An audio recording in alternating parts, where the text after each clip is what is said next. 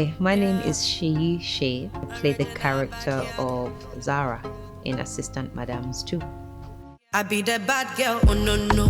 See me for your city, for loco. If money there for your shokoto, we go fly around the world like go go go, go go go. Say me I want to give you JJ. Say me I want to give you something. Say me I want to touch that body, babe.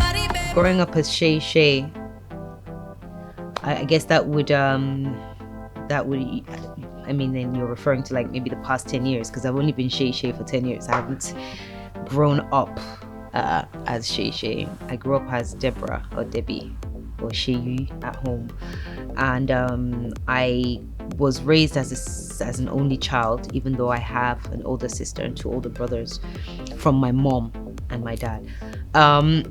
It was kind of like I was the baby of the house. I had an imaginary friends. Growing up is delish, very awkward, having imaginary friends. Because my siblings were so far in age to me. So I was pretty much, raised like a single child. Church on Sundays, Saturday school, violin practice, extracurricular activities in other things too. But it was a nice childhood, I guess. Had lots of friends. I think I discovered that I had a passion for music at secondary school, high school. I joined a school choir, and the choir was directed by quite a known choir director from outside of the school, like a community choir director called Basil Mead, and he directed a choir called London Community Gospel Choir, LCGC, and they were quite renowned in the gospel circuit, in the choir circuit, and then in the session singing or session music circuit, and so they used to do a lot of shows and gigs and tours for different artists, A-list, and go on tours as a choir too. So I joined them 1 year to Japan. I joined the LCGC choir 1 year. We had an audition and I got picked to go to Japan, and we toured 13 cities in Japan, and I was 15 at the time, and I think I got a check for about £5,000 because it was an actual professional gig, right? Which is another perk of LCGC, right? Because they used to get paid to do some live shows and performances. So I went on tour. I came back from Japan, and the attention, the kind of fanatics they have in Japan, you can just imagine the lights in my eyes and the excitement, and I think the dream just started from there, really. I came back to the UK and I said to my mom, I want to be a singer, because the crowd was cheering for me and screaming for me when I was doing my solo. That means I'm gonna be a star. I can be a star, ma. So and that's pretty much how it all kicked off.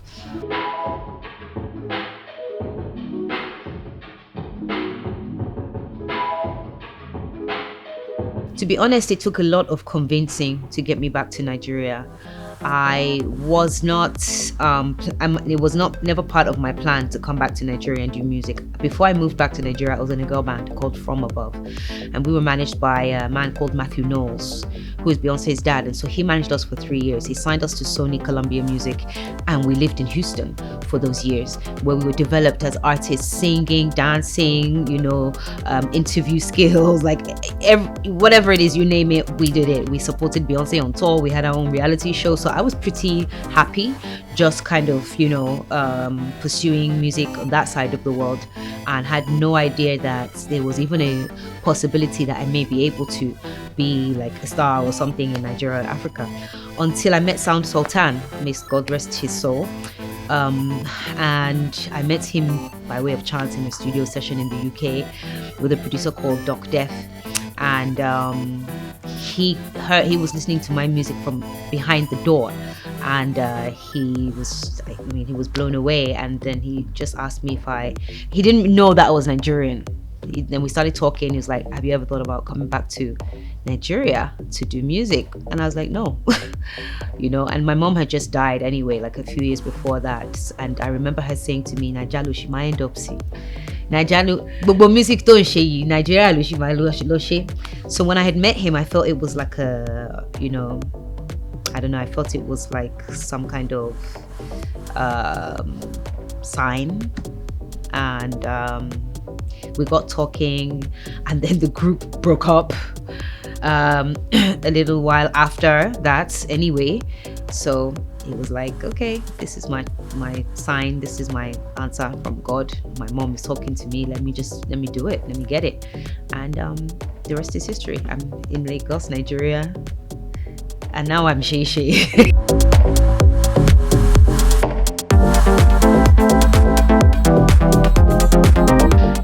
Again, at high school into college, not at uni, but high school into college, I was a bit of a thespian. So I did perform a lot in certain plays. I even played Juliet at the Edinburgh Fringe Festival, which is a huge theatre festival in the world actually. And I played Juliet in a modern day version of Romeo and Juliet on stage. But to say, did I know I was going to go into film, or did I ever imagine or try or plan or train, or no, I didn't. I was told that the reason I got cast for Lara in Lara and the Beat, which is now a Netflix movie, is because of the way I acted in my music videos. So I don't know, maybe there's truth in I guess it's true, because I mean, so I was quite chuffed about that, and I decided to just run with it. And it was one of the most exhilarating experiences of my life. Like, I would definitely do it again, especially with the cast, the production, you know. Working with that kind of level and caliber of production was a blessing for my first movie, right? Everybody was from LA, so I just channeled Hilary Banks from The Fresh Prince of Bel-Air, and I managed to get through it. So yeah. Assistant Madams 2. Well, my involvement in it came by way of my relationship and my friendship with Tola and Osas. So Osas is a very good friend of mine. We've been friends for years. Tola has been somebody that has been a mentor and a brother to me over the years in the music industry, because he too is quite involved in the music industry more then than now. But I got so much fan mail, so much like, when are you going to do another movie? When are you going to be in another movie? Or this or that. Like, literally every platform I go on, it's always about me doing a movie or releasing a new album, you know. And it started to become more about me doing a new movie or acting again in something more than even music.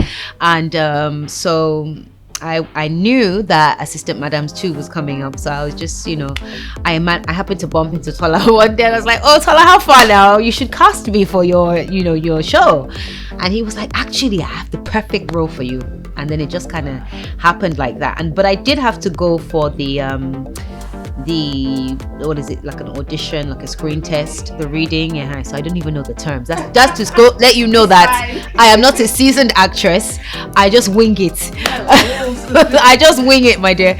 But yeah, and so I went to the reading and I got the part. I got the part there and then.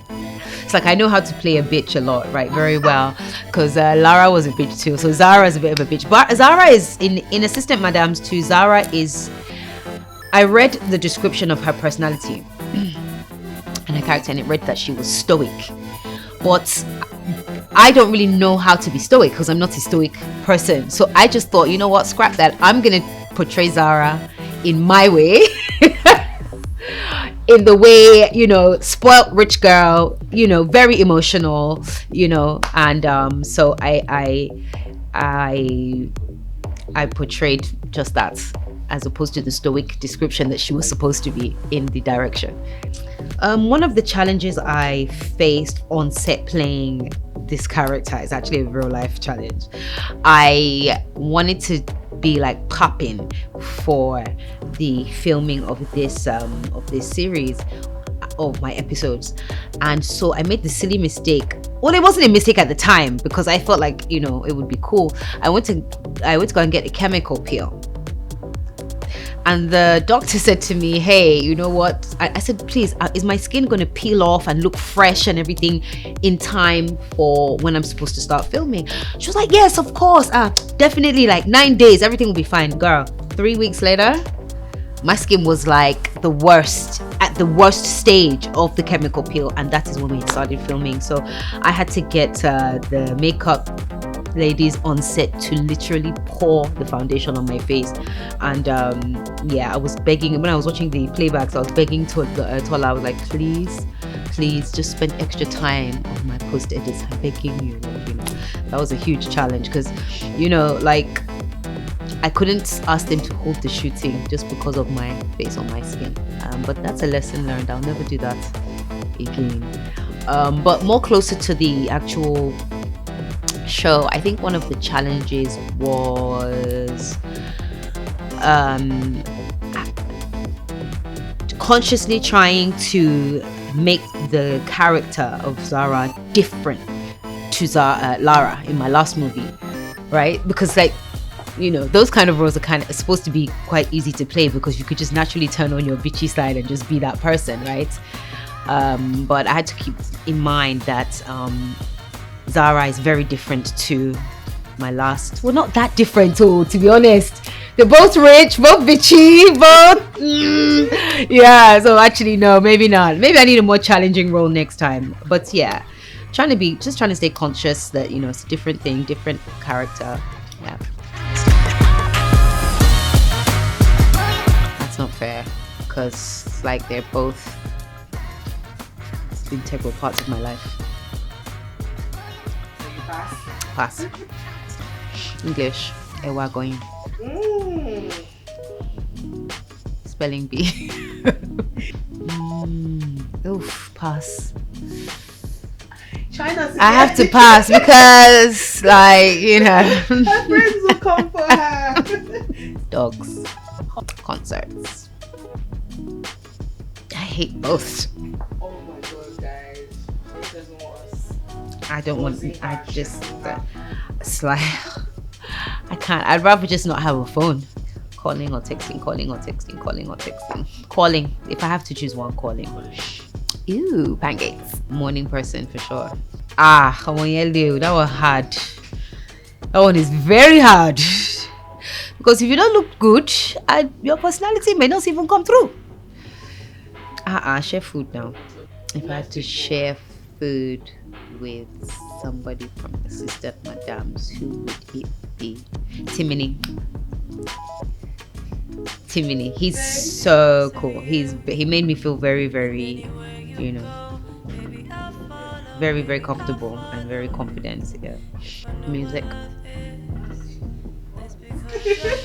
So guys, my name is Seyi Shay. I play the role of Zara in Assistant Madams 2. Make sure you stay locked to REDTV and don't miss not one episode of Assistant Madams.